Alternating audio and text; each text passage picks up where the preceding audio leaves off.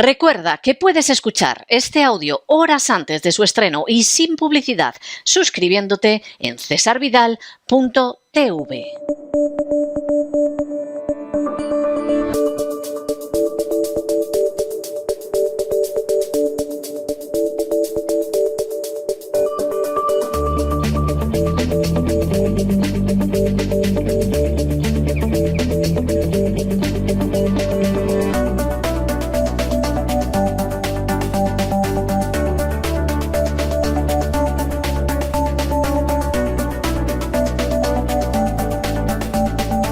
Despegamos con Lorenzo Ramírez. Corremos raudos y veloces hacia nuestro avión, atravesamos el umbral, nos tiramos en plancha sobre los asientos, nos abrochamos los cinturones, despegamos y nos vamos elevando por los aires hasta alcanzar nuestra altura y nuestra velocidad de crucero. A mi lado, don Lorenzo, ¿por qué abraza usted tan tiernamente esa botella de aceite de oliva español? Es que parece, vamos, que lleva usted un bebé en los brazos en vez de decir la marca del aceite. Pero vamos, se ve que es aceite de oliva español. Ya me explicará qué le está pasando al pobre aceite de oliva español. Que, por cierto, en España, vamos, te sale más barato comprarte una botella de champán que una botella de aceite. Pero bueno, muy buenas noches. ¿Qué nos trae? Muy buenas noches, don César. Estoy aquí abrazando la botella, que en lugar de parecer una botella de aceite, parece un gusiluz. ¿Se acuerda usted de los gusiluz? Esos que abrazaban los niños y que se les encendía la cabeza. Recientemente he vuelto a sacar algunas cajas en casa y me he encontrado con los dos de mis chiquillos. Les han gustado, los siguen utilizando. Al final hay que rememorar los viejos tiempos. Traemos muchas cosas hoy, muchas cosas. El que quiera una tostadita con su aceitito, con un mollete, como gusta mucho en Andalucía, tostadita con su aceitito y con su jamón. Que no se preocupe, que aquí el aceite que vamos a vender es español, no como esas cooperativas españolas que compran aceite en Marruecos y luego con la excusa de venderlo en el extranjero nos lo colocan a los españoles. Bueno, como si fuera. Hay delincuentes que hasta compran tomates y los traen desde Marruecos. De tomates vamos a hablar también, tomate y aceite de oliva. Sí, son mis dos preferidos, así que nada, prepárense. El que no haya comido, que coma. Yo a don César siempre le cojo casi sin desayunar. No, me ha cogido sin desayunar. Me tomaré un té cuando acabe esta historia, pero sí, habitualmente me pilla usted sin desayunar. Algún oyente piensa, cuando don César no está hablando, si está empujando un bocadillo de calamares. Ojalá don César pudiera... No me desagradaría, ¿eh? O sea, también se lo digo, pero ya le adelanto yo que no, ¿eh? Vamos a ir hoy con las dos Bs primeras. La tercera nos la vamos a dejar. El valor y la voluntad. La tercera nos la dejamos haciendo un guiño a nuestros amigos que ayer pues les gustó mucho aquella comparación que hacíamos. Si no saben de lo que estoy hablando, escuchan el programa de ayer. Hay que escuchar el programa todos los días. Despegamos todos los días. Muy buenas noches, don César. Jornada se caracteriza porque por fin los grandes ejecutores del desastre económico que ha venido de la mano de esas sanciones occidentales a Rusia te quitan la venda de los ojos, o como diríamos en España, se caen del guindo, admitiendo lo evidente, lo que ya todos sabíamos y decíamos: llegará un momento en el que, como las mentiras tienen las patas muy cortas, empezará a aceptarse que realmente esas sanciones boomerang han perjudicado notablemente a Europa, muy poco a Rusia y han beneficiado sobre todo a Estados Unidos y China.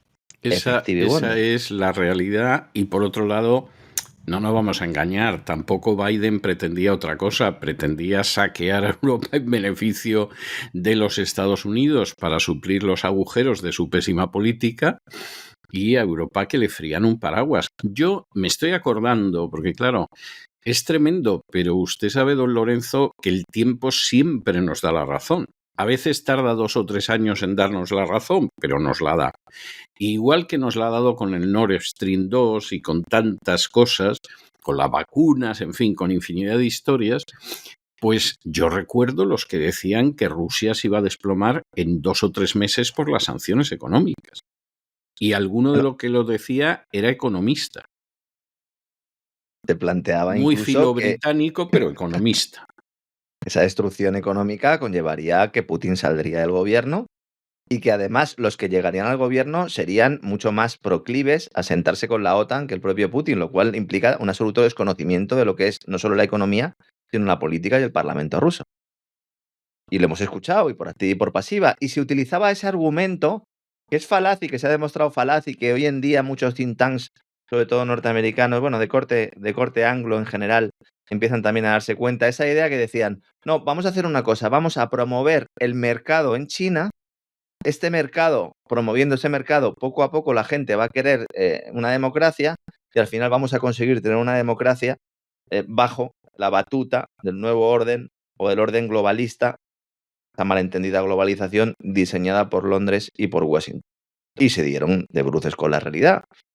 Ahora China tiene más mercado que Estados Unidos y que Europa, y la población no quiere un cambio de régimen político porque está viendo precisamente a dónde te puede llevar, o las partes por donde se rompen las costuras de esos regímenes, se va a decir democráticos, yo creo que supuestamente democráticos. Lo que está pasando en Moldavia es un ejemplo más. Ayer hablábamos, don César, de ese pucherazo en Moldavia. Hoy he visto un mapa donde sale que prácticamente en todos los departamentos, provincias, regiones del país ganó el no para esa reforma constitucional para blindar la entrada de Moldavia en la Unión Europea, con lo cual el pucherazo ha sido incluso mayor de lo que planteábamos ayer, ¿no? Esto es un gran escándalo. Y entonces, claro, como el mensaje ya no se puede sostener, hay que ir virando, hay que ir cambiando el rumbo.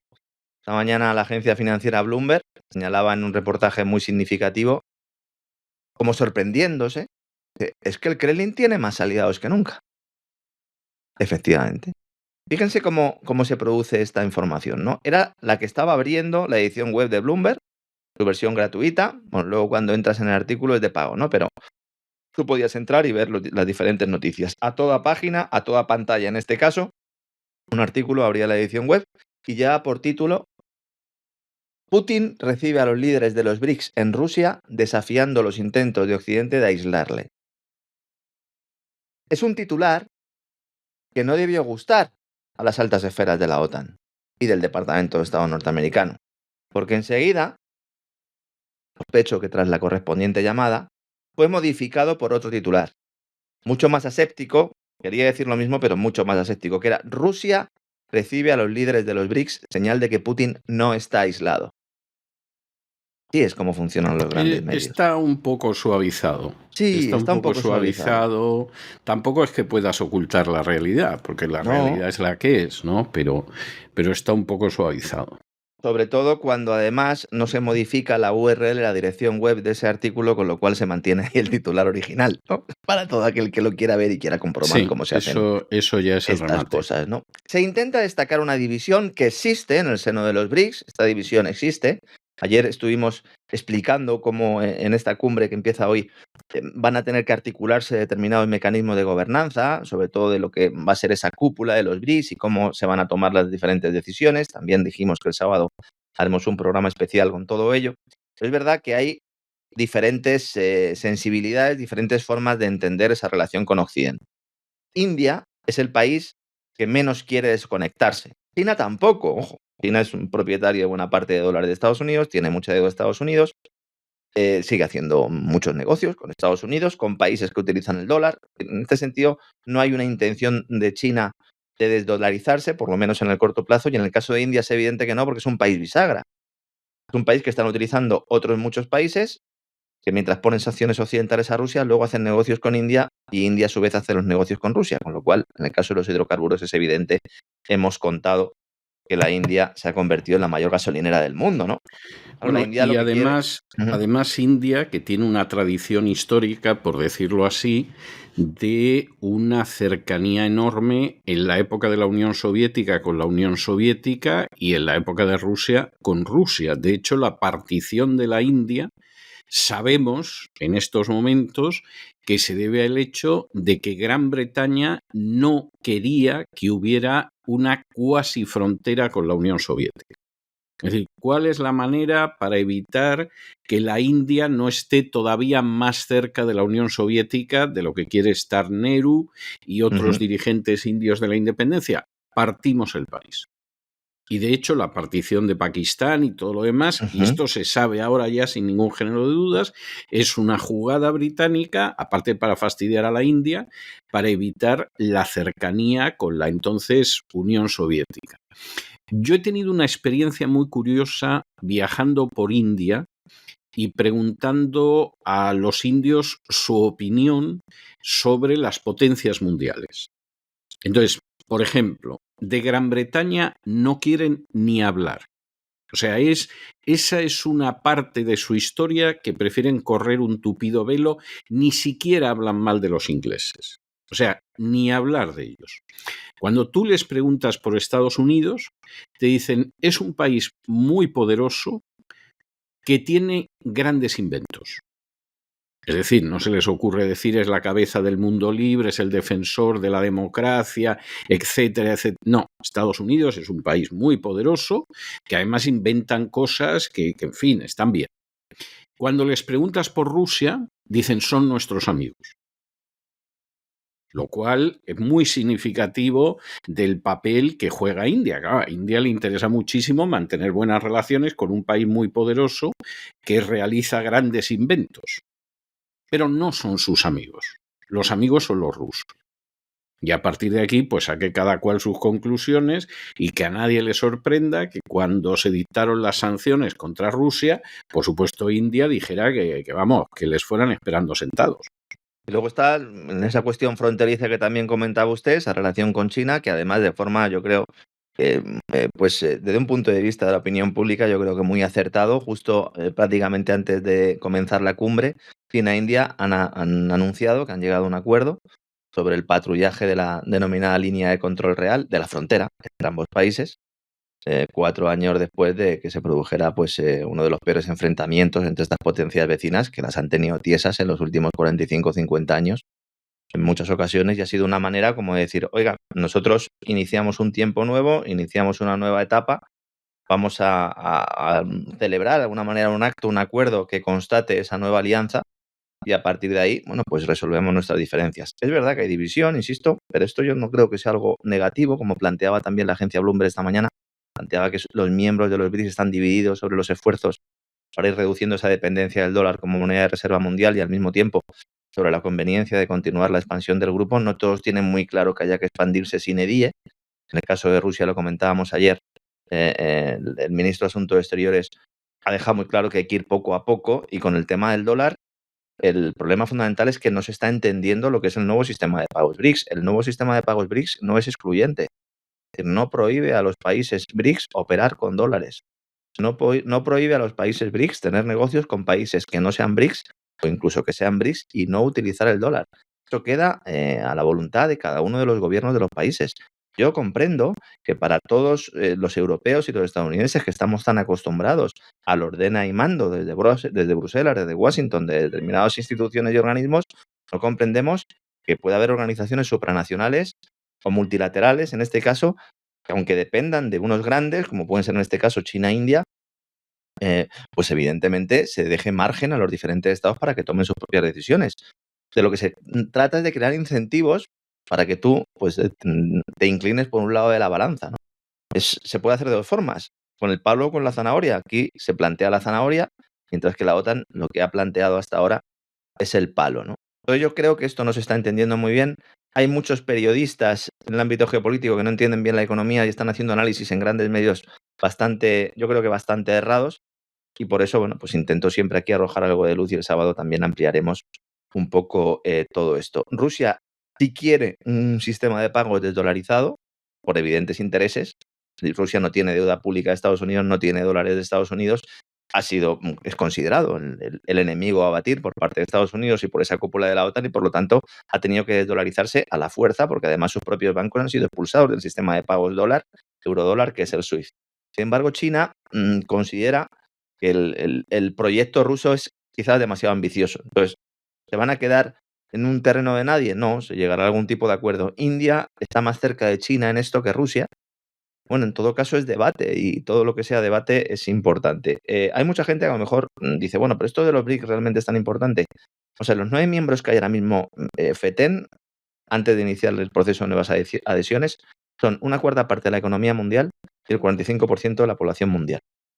En ambos casos superan claramente a los números del G7. Y entonces, bueno, pues la cumbre esta se celebra además en Rusia. El año pasado Putin no viajó a Sudáfrica por esa orden de detención internacional famosa que generó tanta polémica. Y ahora pues están reunidos todos allí y evidentemente pues está arropado por todos los grandes líderes, excepto por Lula, que no ha ido porque se ha abierto la cabeza en su casa. Dicen que ha sido un accidente doméstico, se ha debido de pegar un buen golpe porque ha tenido un traumatismo craneoencefálico, ha estado hospitalizado, un golpe en la nuca. Teniendo en cuenta la edad que tiene Lula, yo no sé si estaba subiéndose a algún sitio o estaba haciendo como el emérito o algún ejercicio que no debía. Pero desde luego hay que tener cuidado porque una de esas te quedas tieso en el suelo. No lo sé. Porque Lula lo de cazar y tal le gusta también, como al emérito. No lo sabemos, yo creo que no. No es de cazar, ¿no? Yo creo que no es de cazar, ¿eh? Se han planteado todo tipo de teorías diciendo que en realidad Putin le había dicho a Lula que no fuera porque Lula está jugando con los prebostes de la agenda globalista. Es verdad, Lula lleva mucho tiempo jugando con los prebostes de la agenda globalista y cuando juegas con fuego, pues al final te quemas o en el mejor de los casos o en el peor de los casos te orinas en la cama. Alguno a lo mejor prefiere quemarse que orinarse. No lo sé. Pero bueno, evidentemente este es un hombre ya mayor y yo creo que ahí es donde va a estar un poco en el futuro la gran brecha. Yo creo que el problema va a ser Brasil, porque el gobierno de Brasil es un gobierno que después de Bolsonaro está profundamente infiltrado y vamos a ver hasta qué punto también le dejan meter mano en el asunto. Dilma Rousseff va a ser pues una de las candidatas para dirigir el nuevo Banco de Desarrollo, que va a ser una especie de mezcla entre Banco Central y Fondo Monetario Internacional. Yo creo que este es el gran punto negro. Poner a Dilma Rousseff al frente de este organismo me parece que es un grave error. Pero bueno, hay que tener en cuenta que aquí pues habrá que contentar a unos, habrá que contentar a otros. A ti te doy este puesto, al otro le doy el otro, y eso es justo lo que se está ahora dirimiendo y sobre todo establecer una serie de mecanismos para que esto en el futuro pues esté claro cuál es el proceso de asignación y el proceso de nombramientos. Todas las grandes organizaciones tienden a corromperse y evidentemente pues esta también. Lo que pasa es que esta está todavía naciendo y veremos si esa arquitectura, ¿no?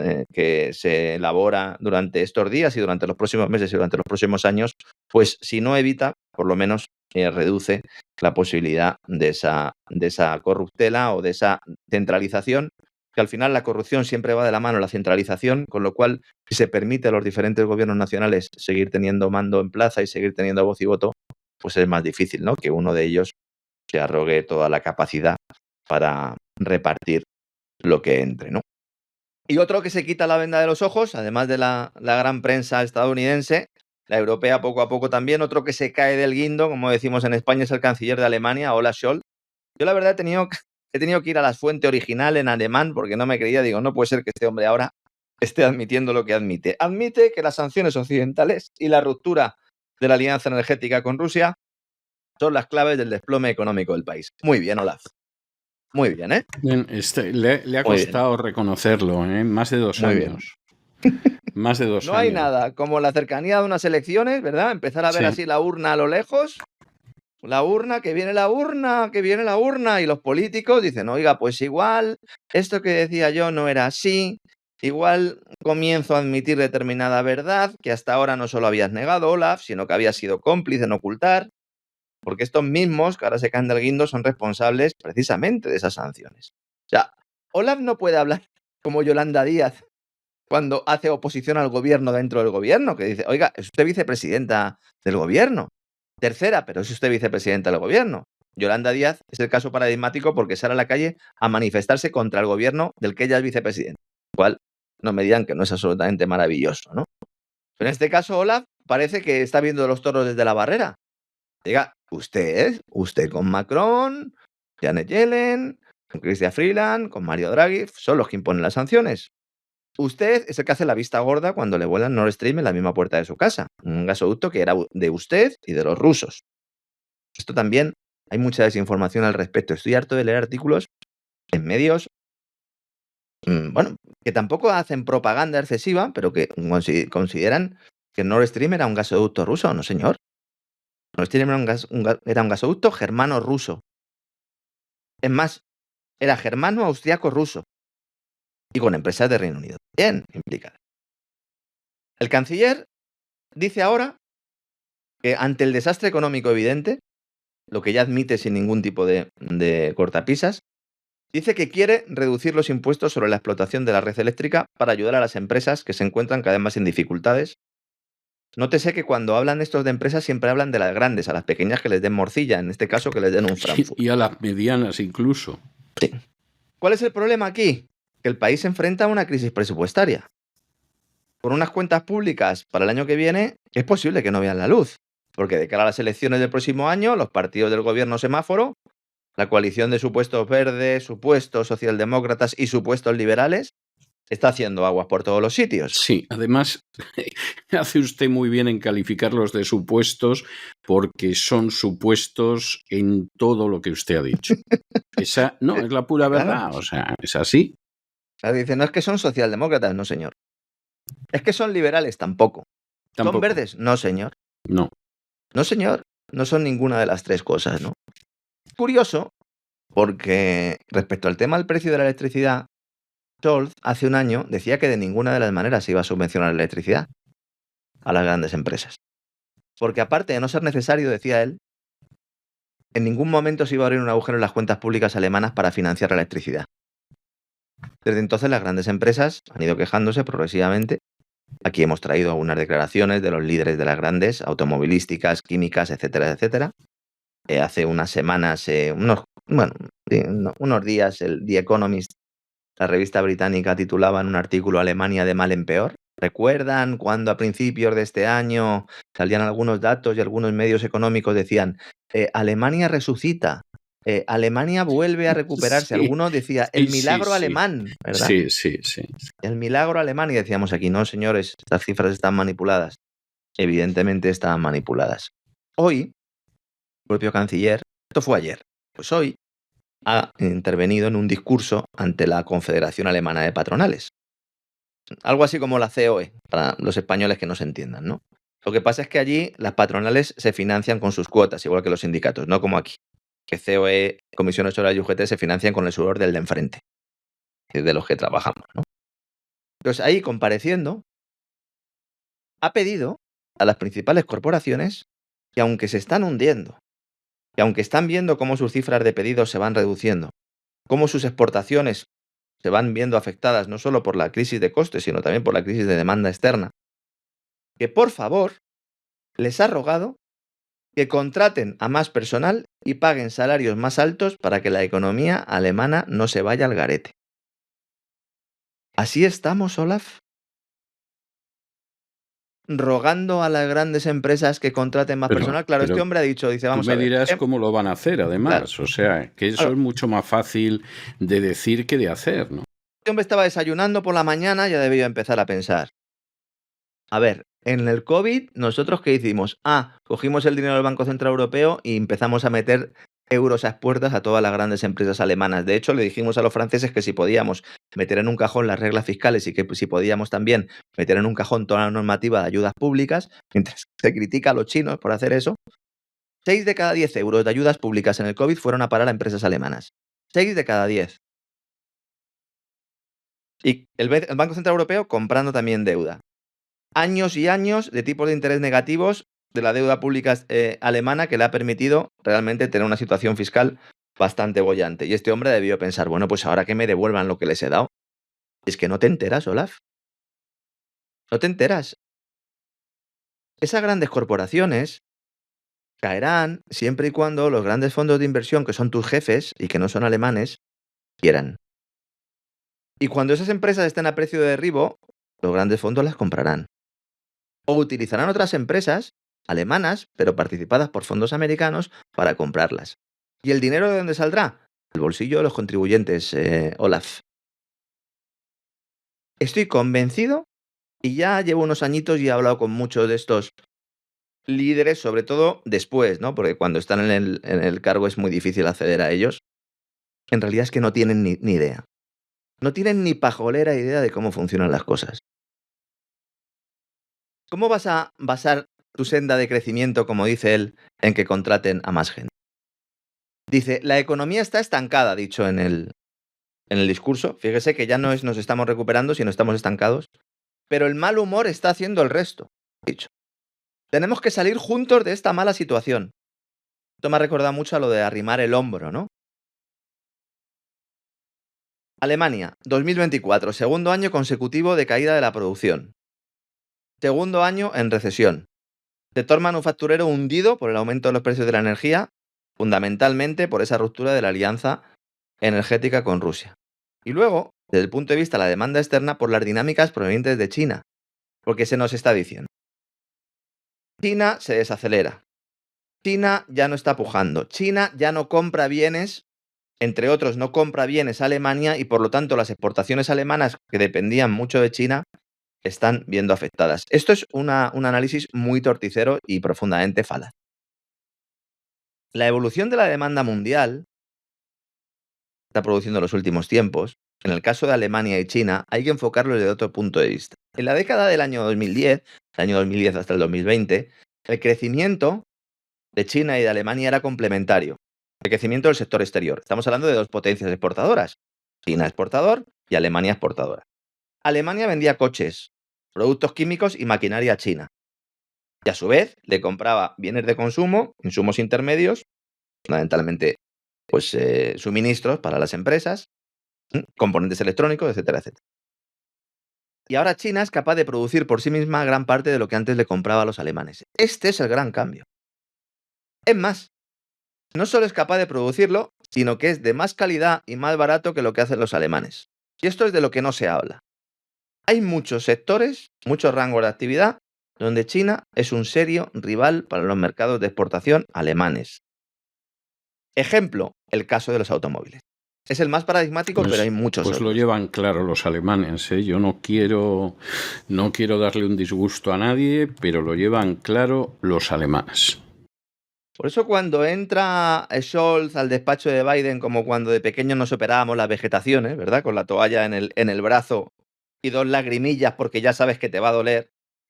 ¿A usted también lo operaron de vegetaciones? Sí. Bueno, fue mi experiencia más traumática hasta llegar a la adolescencia. O sea, he pasado muchos años convencido de que me las quitaron con un calzador. Un calzador de... Bueno, era una cosa parecida a un calzador. No tenía anestesia. En mi caso a mí no me pusieron ninguna anestesia. A mí tampoco. Me envolvieron en la toalla, me sentaron encima de un tipo que era el que me sujetaba ahí.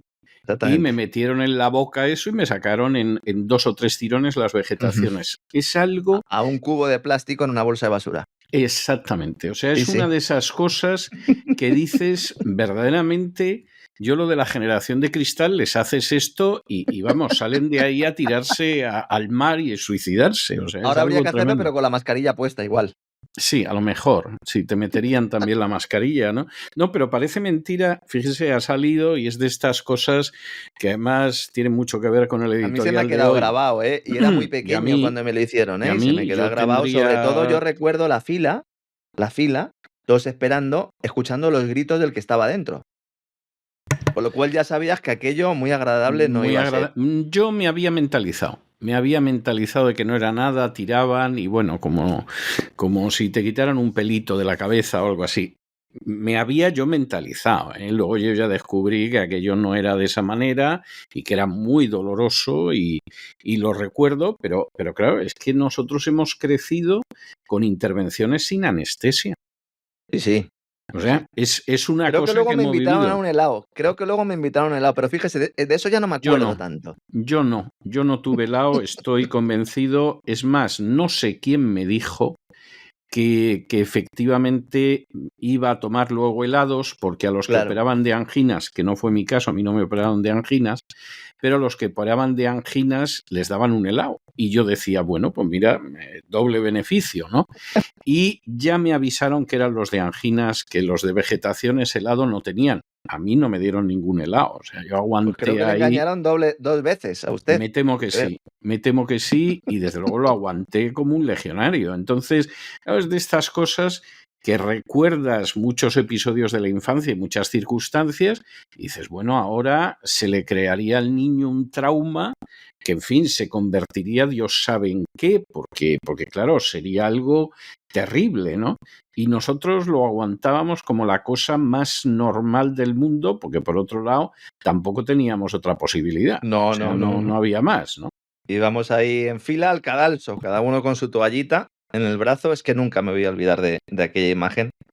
Y ponía el ejemplo porque realmente cuando entra Scholz en el despacho de Biden en aquella famosa reunión, han tenido otras muchas, ¿no? Sin asesores, Cuando le empieza a decir Biden lo que le han dicho también, que le diga a Scholz, oye, mira, tú tienes que pasar por el aro, vamos a hacer este tipo de operaciones, etcétera, etcétera. Scholz, en algún momento, por muy servil que sea, tiene que plantear, oiga, ¿y nosotros qué sacamos, no? ¿A nosotros qué ganamos con ello? No ya yo personalmente, que sé que tengo la vida solucionada, pero ¿cómo vendo esto dentro de Alemania? Y entonces siempre le han planteado lo mismo. Dicen es que nosotros te vamos a proteger de los chinos. Como la mafia, ¿no? Dice, claro, aquí la historia es, ¿pero es que Alemania necesita que le protejan de los chinos? Si es que Alemania depende de China. Es que si Alemania ya no puede venderle determinados productos a China porque China ya no se los demanda, la alternativa no será trabajar juntos para aprovechar el know-how de ambos y que Alemania se favorezca del mejor entorno regulatorio tecnológico de costes chinos y que China utilice a Alemania para introducir su producto en Europa. Ese era el plan. Ese era el plan. Y así se le trasladó también a los gigantes automovilísticos alemanes, que todos ellos tienen una parte muy importante de su producción en China, algunos la gran mayoría. Entonces ahora cuando vemos a responsables de determinados sectores económicos, empresariales alemanes, decir, no vamos a invertir en Alemania, la gente se pone las manos en la cabeza. Claro que no van a invertir en Alemania. Pero es que este camino ya sabíamos, o sea, este punto ya sabíamos que íbamos a llegar. El tema es adáptate, esto es como lo del cambio climático. Nadie niega que haya un cambio climático.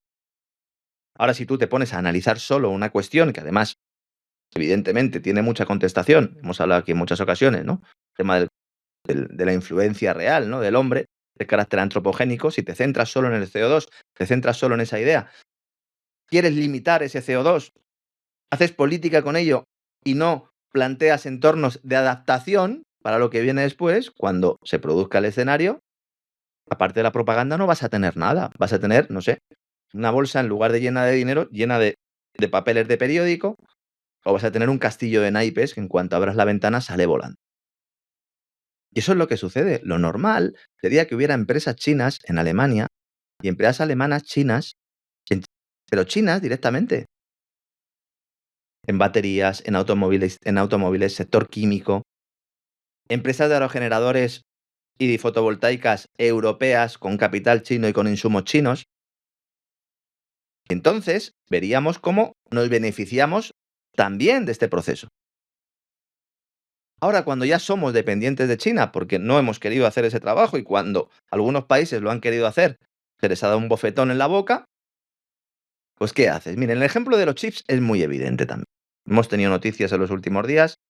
La empresa holandesa ASML, que es la gran empresa de fabricante de chips bueno, en realidad fabrica la máquina con la que se hacen los chips de última generación. La empresa holandesa, top, puntera en el mundo. Buena parte de su negocio. Es la tercera empresa más grande de Europa, ¿eh? Lo hacía con China. Estados Unidos dice, no puede ser. No podemos dejar que hagan negocios estos con los chinos, porque entonces los chinos van a poder desarrollar su mercado de chips y entonces las grandes empresas de chips de Estados Unidos van a perder la comba, van a perder mercado. ASML pasa por el aro. Habría que preguntarse por qué. ¿Qué legitimidad, qué capacidad tiene Estados Unidos de presionar a ASML? Legitimidad ninguna, capacidad parece que toda. A través del gobierno de Holanda. Que también al gobierno de Holanda hay que echarle de comer aparte. ¿Por qué se acatan sanciones impuestas en Washington unilateralmente por el gobierno de Estados Unidos? Porque en este caso ni siquiera se presentó como una iniciativa conjunta. Pero ASML no puede vender a China. ¿Ahora qué pasa? Pues que ha presentado cuentas ASML y ha perdido, presentó cuentas planteando que buena capacidad, una parte de su negocio, sobre todo las ventas a China, que suponen el 50% de la facturación total, van a tener que acabarse si le hacen caso a los norteamericanos. Y pierden un día en bolsa 53.000 millones de dólares en valor. ¿ASML se va a ir también por el sumidero de la historia o la va a comprar una empresa de Estados Unidos? Solo con subvención no se puede vivir. Esto lo saben los chinos mucho mejor que nosotros. Si no potenciamos esos acuerdos, estas empresas van a acabar desapareciendo. Los funcionarios de la administración Biden incluso plantean limitar las ventas de chips avanzados de inteligencia artificial de Nvidia. Nvidia es una de las compañías que más éxito está teniendo, una evaluación bursátil, que yo creo que es de libro una burbuja, bueno, eso ya cada uno que considere lo que crea al respecto.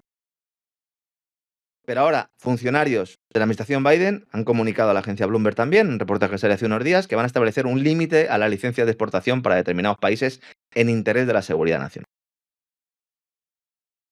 ¿Estos países cuáles son? Pues además de China, ahora también son los países del Golfo Pérsico. Países del Golfo Pérsico que tienen un creciente apetito por los centros de datos de inteligencia artificial, sobre todo los bolsillos llenos para financiar.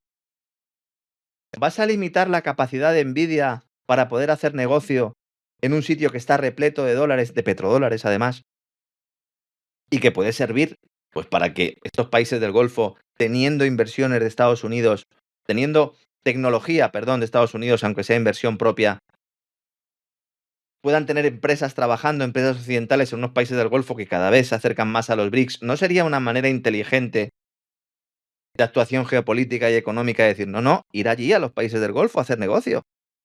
Ir allí a poner centros de datos.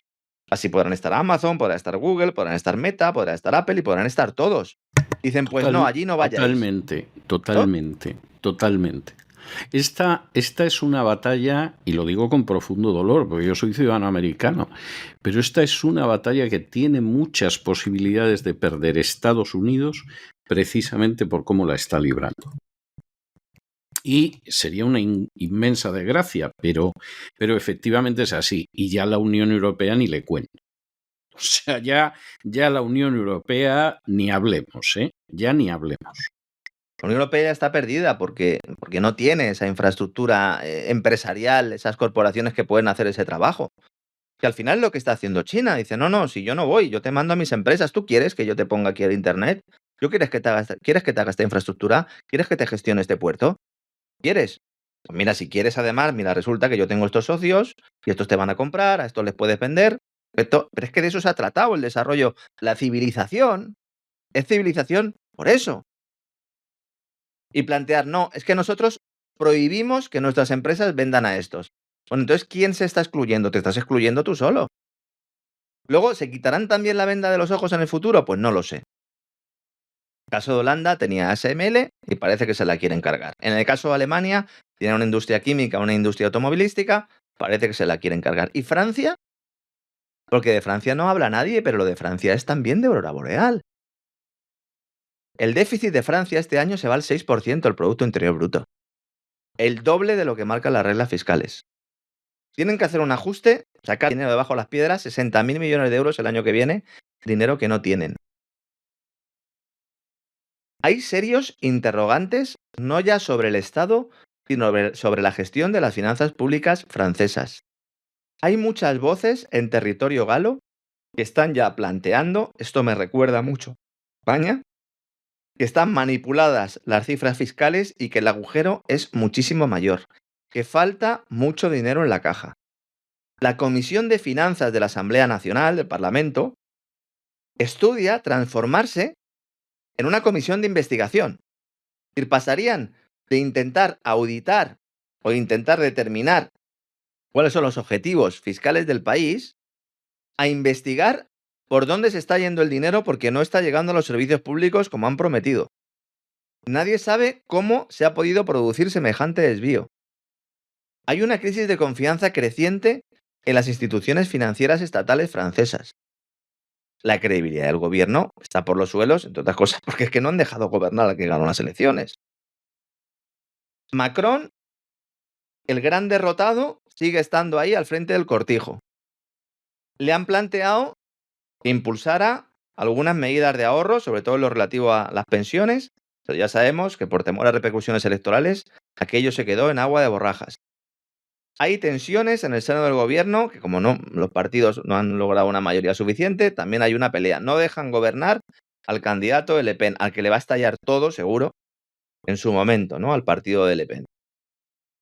Se están planteando ajustes presupuestarios en varios sectores, entre ellos en la justicia, en la sanidad, en la educación y en las pensiones. Dice, oiga, ¿y en el ámbito militar? No, en el ámbito militar hay que aumentar porque, claro, hay que ayudar a Ucrania, hay que ayudar al Báltico y hay que financiar absolutamente todo. Las gendarmerías de la mayoría de los municipios franceses han dejado de pagar sus alquileres. No pagan el alquiler. Y hay varios centenares de millones de euros de pufo de deuda de la gendarmería. Es decir, si la policía no paga, si ya la policía no paga, esto está presionando a los municipios notablemente. Pone en tela de juicio la capacidad del Estado. Si la policía no paga. Claro. Dice, oiga, pero ¿y esto? ¿Esto es nuevo? Bueno, en realidad está mirando y en 2020 la cuenta ya empezó a ascender. Fue saldada. ¿Con qué dinero? ¿Con el con el dinero del COVID? ¿El dinero pandémico? ¿No será que cuando llegó el COVID y se empezaron a aprobar aquellos paquetes de gasto público se quería tapar una vergüenza, una situación que ya venía de años anteriores? Esto es lo que yo he venido defendiendo siempre. Eso no es en absoluto absurdo ni disparatado. Eso suena a una gran realidad. La crisis Es del terrible, COVID, pero es así, ¿eh? La crisis del COVID en su vertiente económica, vamos a focalizarlo porque tuvo muchos aspectos, muchos elementos, muchos frentes. En su vertiente económica, la crisis pega el zarpazo en el otoño del año 2019. Antes de todo lo de Wuhan, antes de que China enviara aquella famosa información al Pentágono, a los señores de Moderna, etcétera, etcétera. Es entonces cuando la Reserva Federal inicia el rescate del sistema financiero. Es entonces cuando en Alemania y en Francia se empieza a hablar de esa idea otra vez de que hay que recuperar la Europa de los campeones nacionales, que no es nada más ni nada menos que un eufemismo para ocultar que tiene que meterse dinero público en las grandes empresas porque están con dificultades económicas. Con parte de ese dinero en el año 2020 se pagan retrasos en las administraciones públicas. En el ámbito de la asistencia jurídica también hay retrasos en los pagos. Y tenemos a los policías y al mundo jurídico del derecho que no pagan. Dando ejemplo, ¿verdad? Los servicios públicos están cada día más degradados. Los mercados financieros empiezan a dudar de la solidez financiera francesa hasta el punto de que la prima de riesgo francesa está por encima de la de Portugal y la de España. Ahora mismo a Francia le cuesta más endeudarse a 5 años que a Grecia. A que de esto no hablan en el telediario, ¿verdad? Esto no lo comentan en el telediario. Por eso esa prisa por ir al plan Draghi. Por eso esa celeridad con la que se quiere ir avanzando a una Europa Next Gen, a una integración, a una unión bancaria. Porque en el momento en el que haya fusiones estructurales de países, aunque luego cada uno siga conservando sus fronteras y su lengua, pero en el momento en el que se hace eso, se justifica el que haya grandes rescates por la puerta de atrás. Y Reino Unido no está mucho mejor, ¿eh? Ha sido llegar el nuevo gobierno de Starmer, al que un día habrá que dedicarle un gran reseteo, porque también este hombre tiene una historia bastante truculenta. Llega la primera mujer canciller de Hacienda del país, Rachel Reeves, y lo primero que dice es: el clima económico en Reino Unido está en el peor momento desde la Segunda Guerra Mundial. Ajustados a la inflación, los salarios no han variado desde el año 2007. Según un informe que acaba de publicar el Centro de Desarrollo Económico, el Center for Economic Performance, el alemán medio es ahora un 20% más rico que un ciudadano medio de Reino Unido. Fíjense lo que estamos contando Alemania, bueno, pues un 20% más rico. Se está hablando de que Reino Unido podría, para salir de la crisis, necesitar al menos una década. Se está hablando, por parte del nuevo gobierno, que el objetivo de recuperar la economía es una misión nacional, que no hay tiempo que perder y que están con el agua al cuello. Es que cuando jugamos a ser imperio, cuando no lo somos, y cuando queremos ir en primera clase, cuando ya somos de tercera, y cuando nos metemos en un fregado como el de Ucrania y nos dedicamos a hacer sabotajes y operaciones de falsa bandera en todo el mundo, no puedes esperar además que la economía vaya. Sí, porque antes saqueabas esos países y ahora todo eso es más complicado. Antes estabas en la India y te llevabas de la India todo lo que podías, pero eso pasó a la historia. Y entonces, pues ya no puedes saquear tanto. A lo mejor tienes expectativa, pero no está muy claro. Y lo que sí es obvio es que tienes unos gastos salvajes. Gastos salvajes. Entonces, pues pasa Sí. esto. Y luego tienes buena parte de la población que, como va pasando cada vez más en Europa, no contribuye en absoluto, pero a la que estás manteniendo.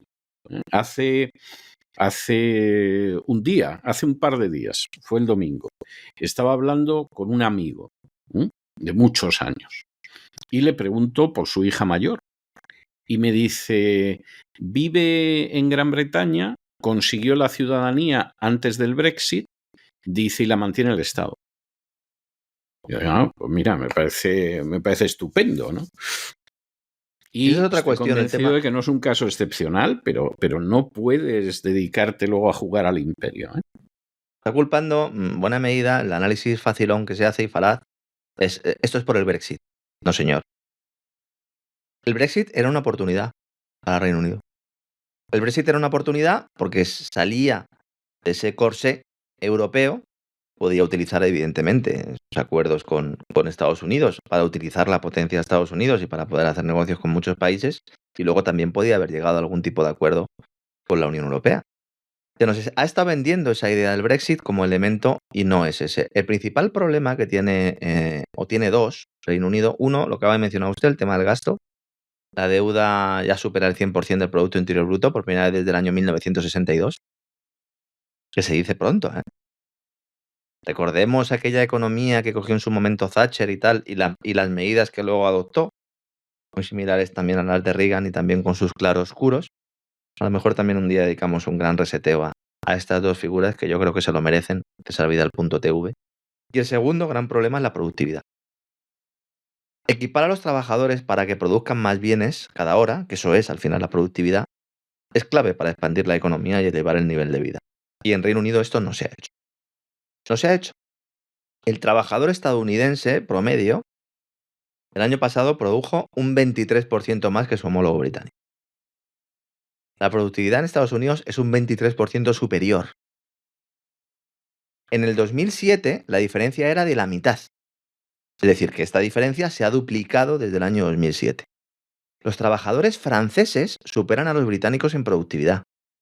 Estamos hablando de un estado elefantiásico, el francés, con un papel del Estado muy relevante, etcétera, etcétera. Aún así, los trabajadores franceses superan en productividad a los británicos y los alemanes, evidentemente.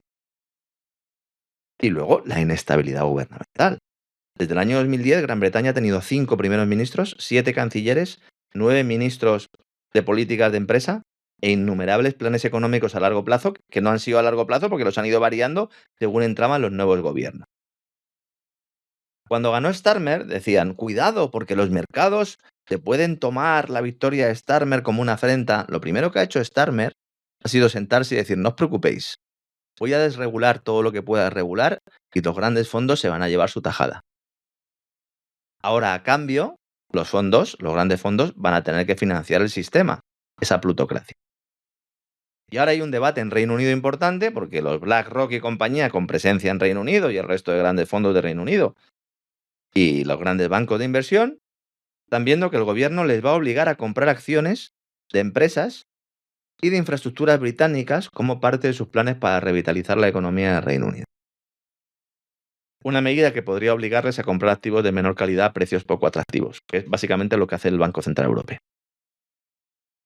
Estoy diciendo que lo haga el Banco Central Europeo y que ponga en riesgo a los contribuyentes, no hay problema, pero a mí no me pongas en riesgo. Y ahora hay un debate en torno a todo esto, porque la ministra de Pensiones ha dicho, no, los fondos de pensiones tienen que financiarme. ¿Qué pasó cuando Liz Truss gobernaba y se produjo un ataque especulativo a la libra y cuando muchos fondos de inversiones de pensiones, tuvieron que vender buena parte de esa deuda pública británica que habían comprado? Ese es el gran riesgo aquí. Y si tú compras deuda de tu país o de cualquier otro país para ayudarle pues teniendo una pistola en la sien para poder hacerlo de manera más o menos obligada, de manera más o menos voluntaria. No voy a entrar en eso. Y luego hay determinadas políticas de gasto público, políticas presupuestarias, que hacen que esa deuda pierda valor y tú la has comprado y la tienes en tu balance, te vas a freír espárragos. Claro, no es lo mismo que se vaya a freír espárragos una empresa de zapatos a que se vaya a freír espárragos un fondo que tiene las pensiones de los ciudadanos del país. Y entonces es cuando estos fondos ponen y quitan presidentes del gobierno. Y pusieron a Sunak en su momento. Y Sunak no fue tan lejos en determinados objetivos globalistas, sobre todo en el plano verde. Y para eso ha llegado ahora el señor Starmer, que como digo, hablaremos de él en algún programa especial, ¿no? Luego hay otra cuestión que también me gustaría tratar, que se ha quedado pendiente en anteriores despegamos, y es el retorno de la energía nuclear, ¿no? Esa energía nuclear que nos han negado tanto tiempo a los hogares, especialmente en España, y que ahora pues resulta que es buena. Ya es buena, ¿por qué? Porque Silicon Valley lo dice. La inteligencia artificial y los centros de datos necesitan energía y no basta con las renovables. Ahora también estos se caen del guindo. Dice, diga, es que con la solar y la fotovoltaica no es suficiente. Pues claro que no es suficiente. Y hasta organizaciones centenarias que se jactan de proteger el medio ambiente, como el prestigioso Sierra Club estadounidense, se suman al carro de la energía nuclear tras 5 décadas de oposición frontal. En su nuevo informe sobre política eléctrica, la organización pide utilizar la energía nuclear para proteger el clima. Fíjese cómo ha cambiado la cosa, ¿eh? De demonizarla, luego a decir, no, pero no es compatible con la transición ecológica, y ahora ya es la energía nuclear protege el clima. Hombre, señores del Sierra Club, yo creo que os habéis pasado un poco de frenada. Y dentro de nada va a ser, vamos, el petróleo ya se sabe que es verde. Que se lo digan a Repsol, ¿no? Exactamente. Mucha gente preguntándome por Repsol también. Hablaremos seguramente mañana de Repsol y el hidrógeno, porque también estos tienen la cara de amianto, ¿no? Dice, diga, energía nuclear para proteger el clima. Yo creo que ahí os habéis pasado. ¿eh? Una cosa es que no emita CO2 y otra cosa es que la energía nuclear proteja el clima. Claro que si tu idea es seguir la propaganda ligada al cambio climático que promueve una descarbonización total, que es incompatible con la vida en la Tierra, pues entonces sí, entonces te interesa la nuclear. Ahora ya todos son parabienes. ¿Se acuerda usted hace unos años, ya años, cuando trajimos aquí un proyecto que tenía un señor que se llamaba Bill Gates y otro que se llamaba Warren Buffett, con unos reactores modulares de última generación, los SMR, que presentaron diciendo el futuro es nuclear? Y había muchos artículos y había muchos sesudos análisis diciendo, bueno, pues qué equivocados están el señor Gates y el señor Warren Buffett, si la energía nuclear estaba en retirada, que ellos están al lado de los centros de poder donde se toman estas decisiones. Decisiones que uno no sabe si proceden de un espíritu visionario o de una profecía autocumplida, al saber por dónde van los pasos de la agenda global. Y dijimos, esto saldrá adelante seguro. Y ahora ya se nos dice sin ningún rubor que la energía nuclear es una fuente segura de energía libre de carbono e imprescindible para el desarrollo de la inteligencia artificial. Este es el siguiente paso. Amazon y Google capitanean esta estrategia a la que se van a ir sumando el resto de tecnológicas. Pero claro, aquí hacen falta 2 recursos importantes, ¿no? 1, agua. Hace falta agua para refrigerar las instalaciones nucleares. Es verdad que estos reactores tienen menos necesidad de refrigeración que los reactores tradicionales. Es cierto también que la tecnología de refrigeración es distinta, con lo cual necesitarían menos agua. Pero claro, necesitas agua. Un agua que cada vez es menos pública y que pasa a manos privadas, y si no, que se lo digan a los señores de las grandes tecnológicas. Están buscando manantiales en España para poner sus centros de datos oportunamente. Y además del agua te hace falta otra cosa, el combustible. Necesitas combustible para las centrales nucleares, ¿no? El uranio enriquecido, ¿no? ¿Quién es el mayor productor de uranio enriquecido? Kazajstán. Ahí va, Kazajstán, qué casualidad. Aquí también hubo un golpe de estado, tuvieron que ir los rusos ahí a poner firme al personal. Tuvieron que ir los rusos a evitar el golpe, sí. Exactamente, ¿no? Dice, oiga, ¿y Kazajstán a quién vende? Pues vende a China, vende a Rusia, vende a la India y también vende a Estados Unidos. Un Estados Unidos que depende del exterior para este preciado recurso y que compra, además de a Kazajstán, a otro país, Uzbekistán, que también está por ahí, ¿verdad? Y a Rusia. Y los reactores modulares van a funcionar con uranio enriquecido ruso. Por eso la empresa rusa Rosatom, que es la que vende el uranio para las centrales, no ha sido incluida en ninguno de los paquetes de sanciones.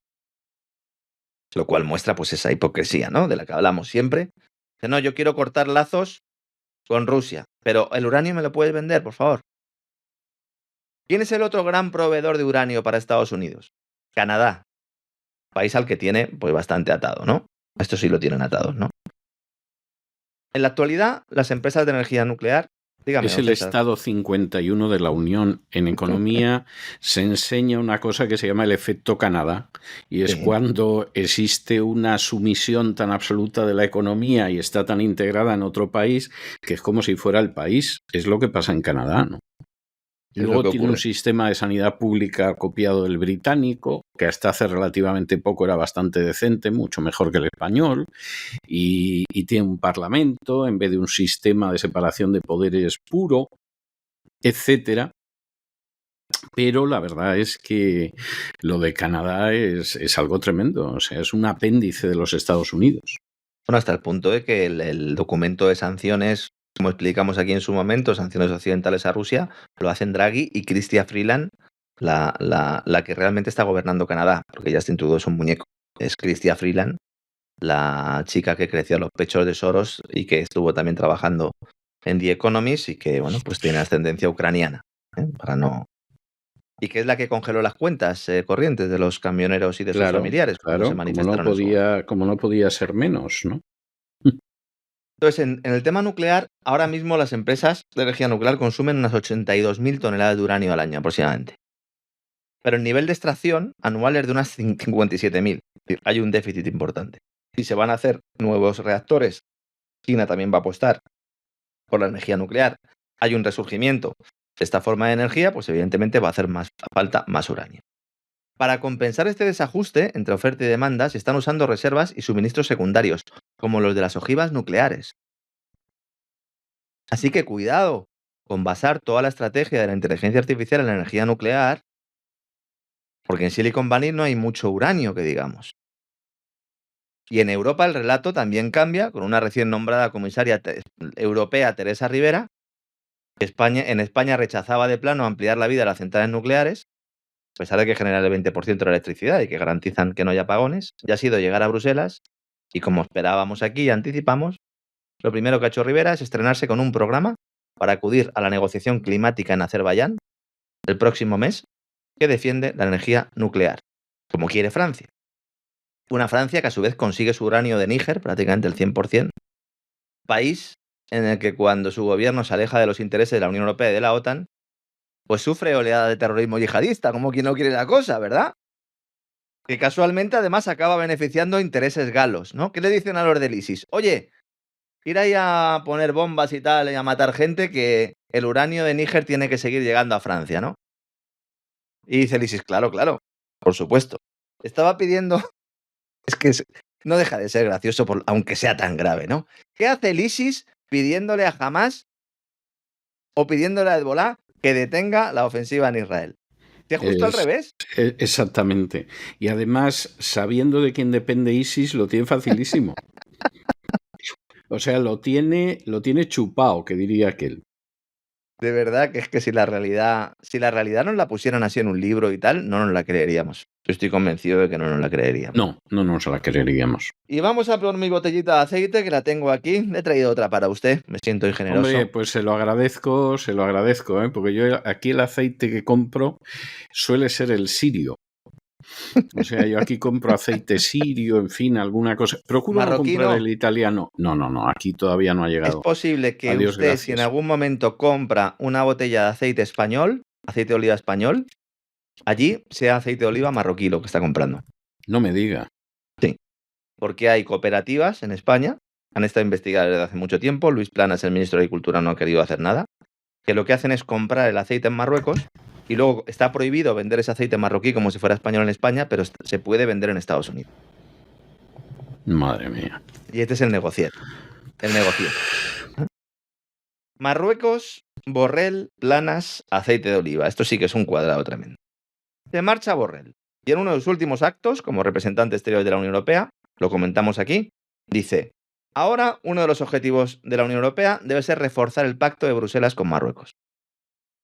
Automáticamente dice, pero ¿y ustedes qué intenciones tienen? En lugar de plantear una revisión de estos pactos porque atentan contra las reglas del juego, lo que dice usted es que hay que favorecerlos. Olvidando que no se ha querido investigar el pago de sobornos, el pago de comisiones a eurodiputados por parte del régimen de Mohamed VI, en ese Morocco Gate que acompañó al Qatar Gate, que está durmiendo el sueño de los justos en los cajones de la Fiscalía Europea. Llevan agricultores, ganaderos, pescadores, soportando la competencia desleal del vecino del sur. Y hace unos cuantos días el Tribunal de Justicia de la Unión Europea, a raíz del tema del Sáhara Occidental, pues da un espaldarazo al sector primario español y anula el acuerdo pesquero que había celebrado con la Unión Europea Marruecos, diciendo que violaba absolutamente la soberanía del Sáhara Occidental, que por mucho que quieran España, Francia o Estados Unidos, no debería estar bajo soberanía marroquí. En este contexto, lo normal es que el ministro de Agricultura y Pesca español celebrara la decisión. Pues no, se ha enfadado. Y dice que aunque España respeta la sentencia, no la comparte porque el gobierno español está políticamente muy interesado en profundizar en las relaciones estratégicas con Marruecos. Fíjense la frase, voy a volver a repetirla porque es textual. El gobierno español, abro comillas, está políticamente muy interesado en profundizar las relaciones estratégicas con Marruecos. ¿Cuál es la causa de ese interés, señor Planas? ¿Por qué hay que profundizar una relación que se basa en el permanente chantaje migratorio, la competencia desleal, la existencia de un narcoestado que utiliza nuestras costas con absoluta impunidad? Porque es una intención política. ¿Les han dicho a ustedes qué es lo que tienen que hacer? ¿Cómo puede ser que existan acuerdos arancelarios que permitan que Marruecos venda en España tomates, aceite de oliva con ventajas económicas respecto a los productores españoles? Productores que ven cómo estos productos entran no solo favorecidos por menos trabas regulatorias, sino que en muchos casos ni siquiera cumplen la normativa fitosanitaria. Productos que tienen tantos pesticidas y en algunos casos incluso bacterias E. coli, que ya todo el mundo sabe lo que es, que provocan que no podrían ponerse en los estantes de los supermercados si fueran productos españoles. ¿Qué le debe España a Marruecos?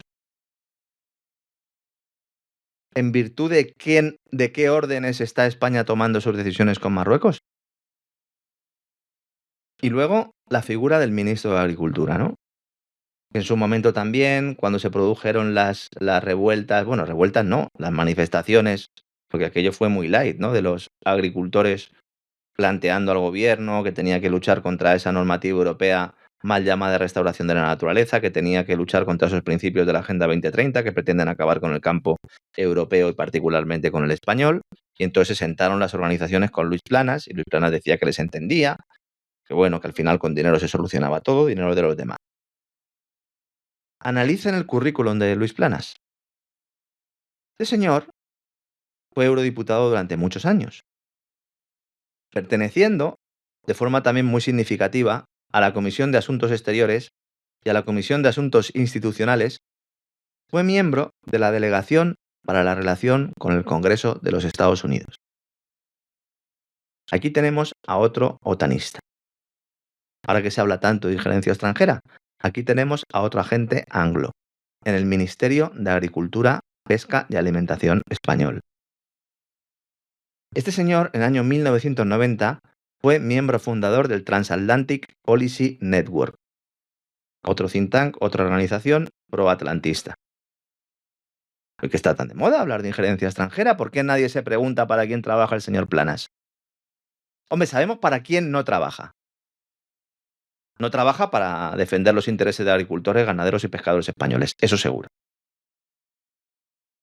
Sánchez, el año pasado, aprobó medidas millonarias para ayudar a los productores de aceite de oliva de Marruecos. Ya no es que les dejes que traigan su producto o que lo metan sin cumplir determinadas normas. No, es que encima les das dinero a los contribuyentes españoles.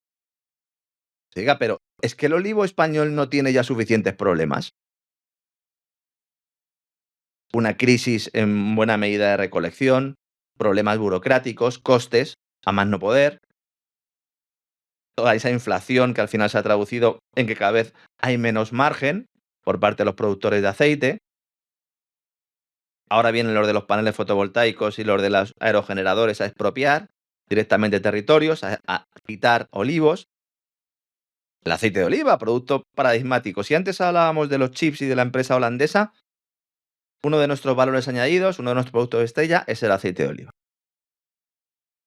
Pues se reúne el año pasado con Mohamed, el señor Sánchez, y le dice: toma, ¿cuánto quieres para vuestros productores de aceite de oliva para que tengáis un desarrollo ecológico?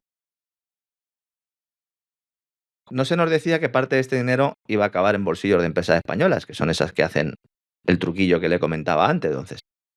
Pero bueno, siendo esto grave, que parece un chiste de verdad, pero no lo es, ¿no?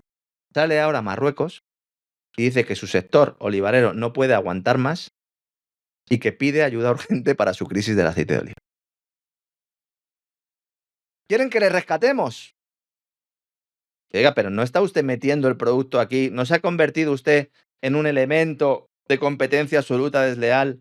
Incluso ha, pegado un codazo a muchos productos españoles, entre ellos el aceite de oliva, en ventas en Europa. No, nos hace falta porque tenemos poco y tal, y hace falta aceite de oliva. Y dinerito, a ser posible. Marruecos ha comenzado a importar aceite de oliva de España para compensar la grave escasez en el mercado local ante el importante aumento experimentado por los precios de este producto básico, han dicho los medios marroquíes. ¿Es que aquí no han experimentado un importante aumento?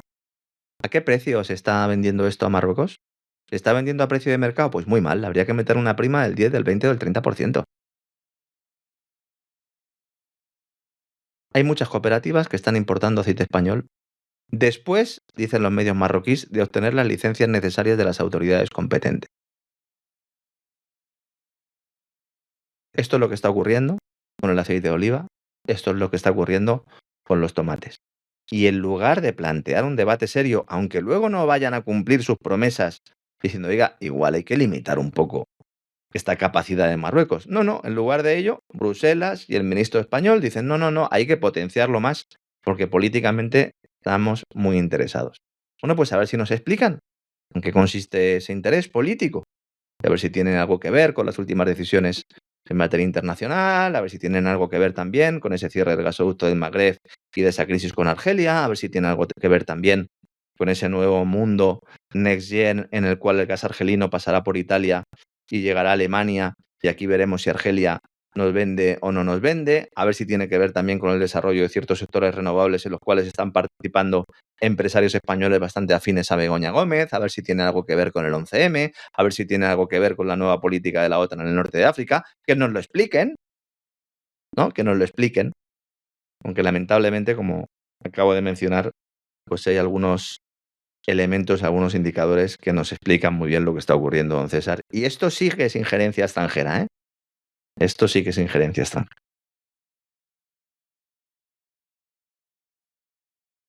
Ya lo creo que es injerencia extranjera, eso es injerencia extranjera y lo demás son cuentos chinos, pero bueno, esta es la situación en la que estamos, don Lorenzo.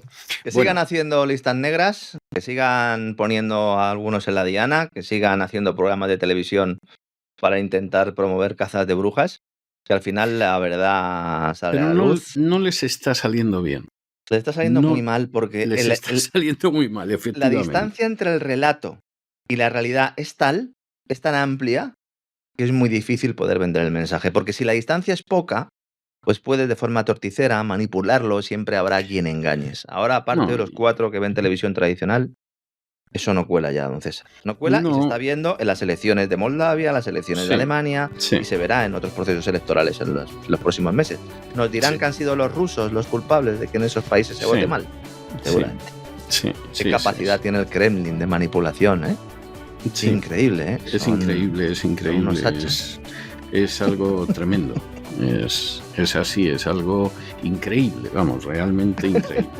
Bueno, muchísimas gracias por todo, don Lorenzo, y nos encontramos mañana en esta santa casa de la voz. A usted como siempre, don César. Hasta mañana. Un abrazo muy fuerte.